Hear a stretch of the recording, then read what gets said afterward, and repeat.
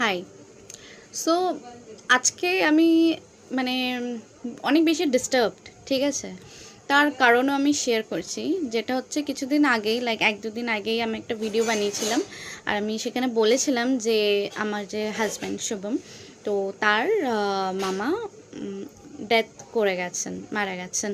তো সেখানে আমি গেছিলাম, আমার মা বাবা গেছিলো। এবার ব্যাপারটা হচ্ছে আমার আর শুভমের রিলেশনশিপটা এখন খুব একটা ফ্র্যাজাইল আর একটা কমপ্লিকেটেড স্টেটে আছে, বিকজ আমাদের রেজিস্ট্রি হয়ে গেছে, তো legally we are husband wife, কিন্তু আমাদের সোশ্যাল ম্যারেজ এখনও হয়নি। তার মধ্যে শুভম তো বিহারি, তো বিহারিদের মধ্যে একটা রিচুয়াল হয় যেটাকে বলে ছেকা, যেটা আমাদের বাঙালিদের মধ্যে আশীর্বাদ।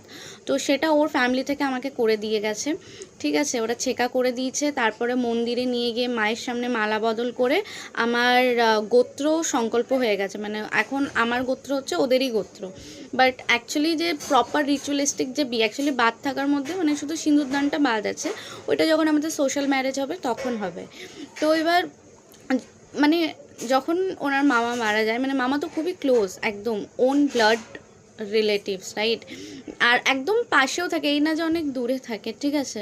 তো এরকম একটা খবর শুনে মানে কেউ কী করে নিজেকে আটকে রাখতে পারে, রাইট? তো অবভিয়াসলি আমরাও নিজেকে আটকে রাখতে পারিনি। তো আমি, আমার মা, আমার বাবা গেছিলাম সেখানে। যেদিনকে মানে উনি ডেথ মানে মারা যায় সেদিনকে ওনাদের বাড়িতে গেছিলাম, সো দ্যাট কি আমরাও ওনাদের দুঃখে একটু পার্টিসিপেট করতে পারি। কিন্তু তারপর ওখান থেকে আসার পরে, হ্যাঁ মানে আমরা তো আর কাউকে জানিয়ে যাইনি, আমরা তো হঠাৎ করে চলে গেছি। এবার ওখান থেকে আসার পরে আমার এখানে গোটা পাড়ার লোকজন, আশেপাশে, ঠিক আছে, সবাই শুধু একটাই কথা বলছে যে আমরা কেন ওখানে গেছি, আমাদের নাকি ওখানে যাওয়া উচিত হয়নি। তো সেটার কারণ হচ্ছে আমাদের এখনও 1 বছর হয়নি, আমাদের রেজিস্ট্রি হয়েছে, তো হিসাব মতন আমাদের এরকম কোনো বাড়িতে যাওয়া উচিত না। বাট এটার আমি কোনো মাথামুন্ডু খুঁজে পাই না এই বিলিফটার, বিকজ আমার মনে হয় যে আমি তো বাইরের কারোর ইয়েতে যাচ্ছি না, আমি তো বাইরের কোনো লোকের বাড়িতে যাচ্ছি না, বা এরকমও নয় যে অনেক ডিস্টেন্ট রিলেটিভস বা কিছু। এটা তো নিজের মামা, রাইট? একদম নিজের মামা, মানে তাও আমরা এত কাছাকাছি থাকি, তো এরকম একটা এত বড় একটা ঘটনা ঘটে গেল আর সেখানে মানে আমি যাব না, এটা কি করে হতে পারে?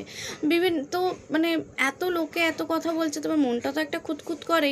তো আমার মা আমার পিসিদেরকে, আমার বাড়ির সবাইকে জিজ্ঞেস করলো, তো সেখানেও তারা, আমার বাড়ির লোক তো সেই একই কথাই বললো যে এটা যদি আমাদের ফ্যামিলিতে ঘটতো, ঠিক আছে, আমাদের বাড়িতে যদি কারোর সাথে এরকম হতো, তাহলে কি আমরা যেতাম না? আমরা তো তাহলে যেতাম, ঠিক আছে? তাহলে মানে এটা আই থিঙ্ক এটা বাইরের লোকের ক্ষেত্রে এটা অ্যাপ্লিকেবল হবে, নিজের বাড়ির লোকের সাথে, নিজের রক্তের সম্পর্কের সাথে এটা কী করে মানে এরকম অ্যাপ্লিকেবল হতে পারে? তো সেই ইয়েতে আমার একজন মানে পাড়াতেই একজন থাকে, তো তিনি আবার আমার মাকে বলছেন যে আমার মেয়ের যে বছরে বিয়ে হয়েছিল, তো সেই বছরেই আমার বাবা মারা গেছিলো, কিন্তু আমাদের বাড়ি থেকে কেউ যায়নি, আমি আমার মেয়ে জামাইকেও যেতে দিইনি, ইনফ্যাক্ট আমিও যাইনি, আমার মা আমাকে বারণ করে দিয়েছিল। তো আমার এটাতে কিছু মানে এটা কীরকম, মানে নিজের বাবা মারা গেছে আর সেখানে সে যাবে না কারণ তার মেয়ের বিয়ে হয়ে যায়, মানে এটা কীরকম একটা রিচুয়াল? আমি তো এটার কোনো মাথামুন্ডু খুঁজে পাই না। এবার তার মধ্যে আবার কী হয়েছে, এত কিছুর মধ্যে যে আমাদের এখানে মন্দিরের ঠাকুরমশাই, সেও আবার এরকমই বলছে যে এরকম, তুমি শুনছো কেন? আমি দিয়ে সেও আবার এরকম বলছে যে না, তোরা এটা গিয়ে একদম ঠিক করিসনি, এটা একদম এরকম ভুল করেছিস, এরকম ইত্যাদি। কিন্তু আমার যেটা ব্যক্তিগতভাবে মনে হয় যে আমার তো ইন্টেনশন খারাপ ছিল না, ঠিক আছে? আমি তো ভালো ইন্টেনশনেই গেছি। আর এরকম একটা মোমেন্টে মানে কার মাথায় আর এরকম থাকে? তারপর শুভম ওর মামার ক্ষেত্রে, ঠিক আছে, শুভম গেছিলো এরকম বার্নিংঘাটে গেছিলো, সেটা নিয়েও আবার যে শুভম কেন যাবে, এই করবে ওই করবে ইত্যাদি ইত্যাদি। বাট আমার যেটা লজিক্যালি আমার মনে হয়, ঠিক আছে, যে এগুলো সবই আমাদের সমাজের একটা কুসংস্কার, ঠিক আছে? এগুলোর কোনো মানে হয় না। তো কিন্তু আবার আমি পুরোপুরিভাবে এটাকে এরকম ডিসকার্ডও করে দিতে পারি না, কারণ এত লোক যখন বলে মনে একটা খুঁতখুত হয়ে যায়। তো আমি না এটাই ডিসাইড করেছি যে আমি তো চলে গেছি, যেটা হওয়ার সেটা তো হয়ে গেছে। আমি শুধু এটা নিয়ে আলোচনাই করতে পারবো, আমি তো আর এটাকে চেঞ্জ করতে পারবো না, আমি তো এটাকে পাল্টাতে পারবো না, রাইট?